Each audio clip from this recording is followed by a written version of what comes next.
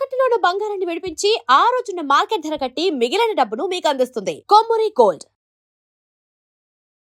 నమస్తే, నేను ముఖేష్. ఈరోజు మనతో పాటు ఉన్నారు ప్రముఖ జ్యోతిషులు, భారతీ శంకరి పీఠం వ్యవస్థాపకులు శ్రీ అన్నవరపు తిరుపతిమూర్తి అవధాని గారు. నమస్కారం తిరుపతిమూర్తి అవధాని గారు. పరమేశ్వరార్పణం. గురుగారు, చాలామందికి చూసుకున్నట్టయితే భూ సంబంధిత సమస్యలు చాలామందికి ఉంటాయి. అదేవిధంగా చూసుకున్నట్టయితే కొంతమంది రియల్ ఎస్టేట్ చేస్తూ ఉంటారు, వాళ్ళకి గ్రోత్ అనేది ఉండదు. సో వీరికి సంబంధించినటువంటి ఏదైనా చక్కటి పరిహారం ఏదైనా ఉందంటారా? హరయే పరమాత్మనే. దీనికి భూ అనేటువంటిది ఒక్కటే కాకుండా భూమి లోపల మనకు కోటాను కోట్ల విలువైనటువంటి పదార్థాలు ఎన్నో ఉంటాయి. బంగారము, వెండి, ఇత్తడి, రాగి, డైమండ్స్ అని, భూగర్భ నిధులు అని, తోడియం, యురేనియం, మైనింగ్, అనేక రకాలుగా ఉండేటువంటి భూగర్భంలో నిధులు చాలా నిక్షిప్తమైన భూమి లోపల. ఎస్, అవును. ప్రతి ఒక్క దేవత ఒక్కొక్క విధానానికి అధిపతిగా ఉంటూ ఉంటారు. ఓకే. అలాంటి విధానంలో విష్ణుమూర్తి వారు ఎత్తినటువంటి దశావతారాలలో 3వ అవతారం వరాహమూర్తి అంటారండి. ఆ వరాహస్వామి వారు ఈ భూమి లోపల ఉండేటువంటి ప్రతి ఒక్క దానికి కూడా ఆయన అధిపతి. ఆయన అనుగ్రహం ఉన్న పరిస్థితులలో మనం చేసేటువంటి ప్రతిదీ కూడా వాళ్ళకి ఆ ప్రతిఫలాలు వస్తూ ఉంటాయి. అనుగ్రహం అనేటువంటిది అందని చోట మాత్రం, అది గోల్డ్ బిజినెస్ కావచ్చు, వీళ్ళందరూ కూడా కొన్ని రకాల సమస్యలు, ఇబ్బందులు అనేటువంటివి జరుగుతూనే ఉంటాయి. గత 10-15 రోజుల క్రితము ఒక వీడియోలో బంగారం గురించి, భూ సంబంధం గురించి చెప్పుకోవడం జరిగింది. ఆ తర్వాత ఎంతోమంది దీని మీద ప్రశ్నలు వేస్తూ వచ్చారు. భగవంతుడి యొక్క అనుగ్రహం ప్రతి మనిషికి ఆయన చాలా అరుదుగా ఇస్తూ ఉంటారని మనం వింటూ ఉంటాం. కానీ ఆయన ఎప్పుడు ఇస్తుంటారు, మనం పుచ్చుకోవడం అరుదుగా పుచ్చుకుంటాం. ఓకే. ఆ కర్మ అనేటువంటిది మన నుదుటి మీద ఉన్నంతసేపు మనం పుచ్చుకోలేము. కానీ ప్రతి మనిషికి కూడా తన జీవితంలో ఉండేటువంటి విధానాన్ని పూర్తిగా కూడా బయటపడేసుకొని సుఖ జీవితంతో ముందుకు వెళ్ళడానికి మూలమైనటువంటి పర్వదినం జూన్ 6వ తారీఖు అండి. ఓకే. జూన్ 6వ తారీఖు శనివారం. చాలా విశిష్టమైనటువంటి యోగం. ఆ రోజునాడు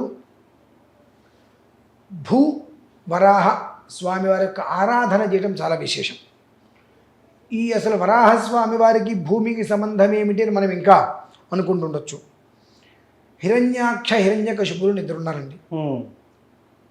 ఎప్పుడూ కూడా దేవతారాధన ఉదయము, వ్యాపార విధానాలు మధ్యాహ్నము, సాంసారిక జీవితం రాత్రిపూట అనుసరించాలి. ఓకే.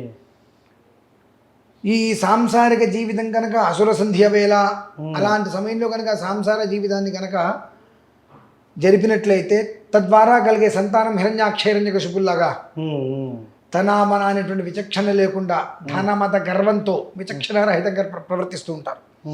అందులో ఉండేటువంటి హిరణ్యాక్షుడు భూదేవిని తీసుకెళ్లి పాతాళంలో పెట్టేసినప్పుడు దేవతలందరూ స్తుతించగా శ్రీమన్నారాయణుడు వరాహ రూపం అవతారంలో భూమిలోకి వెళ్ళి అనేక కాలం పాటు ప్రళయ భయానక విధ్వంసంగా యుద్ధం చేసి అతన్ని సంహరించి భూదేవిని మళ్ళీ పైకి తీసుకొని వస్తాడు. ఆ రకంగా భూమి మొత్తానికి కూడా అధిపతిగా ఆయన ఉన్నాడు. అలాగే ఇప్పుడు మీరు అడిగారు, భూమికి సంబంధించిన దాంట్లో కబ్జాలు అవన్నీ జరుగుతుంటాయి ఎక్కువగా. నా స్థలము, మీ స్థలము ఇంకొకరు వచ్చి కాలు పెట్టేసేసి ఇది నాది అని కాగితాలు పుట్టించి కోర్టులోకి వెళ్ళి మళ్ళీ సెటిల్మెంట్ అని చెప్పి ఇటువంటి విధ్వంసకరమైనటువంటి స్థితి చేస్తుంటారు. ఇటువంటి వాళ్ళందరికీ కూడా వరాహస్వామి మూలకారకుడిగా ఆ ఇబ్బందులు పడే వాళ్ళని బయటపడేస్తారు. ఎట్లా? ఓకే. ఒకానొక సమయంలో పోతన గారు భాగవతం రచిస్తూ ఉంటారు. ఉన్నటువంటి మహారాజు ఆ విషయం తెలిసి ఆ పోతన గారిని, ఆ రాసేటువంటి గ్రంథాలను మొత్తం కూడా అపహరించుకురమ్మంటారు. ఓకే. అపహరించుకురావడానికి అని చెప్పి ఈ రాజభటులందరూ అక్కడికి వెళ్ళినప్పుడు శ్వేతవరాహ కల్పే అంటారు. అప్పటి నుంచి కూడా ఇప్పటి వరకు కూడా మనకు సంకల్పం చెప్పుకున్నప్పుడు మమ ఉపాత్త దురతక్షేద్వారా శ్రీ పరమేశ్వరముద్దిశ్య శ్రీ పరమేశ్వర ప్రీత్యర్థం శుభే శోభనే ముహూర్తే శ్రీ మహావిష్ణో ఆజ్ఞయా ప్రవర్తమానస్య అద్య బ్రహ్మణః ద్వితీయ పరార్థే శ్వేతవరాహ కల్పే. ఈ కల్పమే వరాహ కల్పం. ఓకే. కల్పమే వరాహ కల్పం. కర్మ ప్రారంధం ఈ వరాహ కల్పంలో వరాహస్వామి వారిని ఎవరు పెద్దగా పట్టించుకోవట్ల. ఓకే. కల్పంలోనే వరాహ కల్పం అని చెప్పబడింది. ఏమిటి అంటే ఈ భటులందరూ వెళ్తారు. వెళ్ళినప్పుడు అక్కడ తెల్లటి పంది ఆకృతిలో స్వామివారు అక్కడ వరాహమూర్తి ఓకే. అక్కడ ఉంటారు. వీళ్ళందరూ వెళ్తుంటే ఆ వరాహమూర్తి లేచి గట్టిగా అరిచి వీళ్ళందరి మీద దూకుతుని భయపడి పారిపోతారు భటులు. రాజుగారే వస్తారు.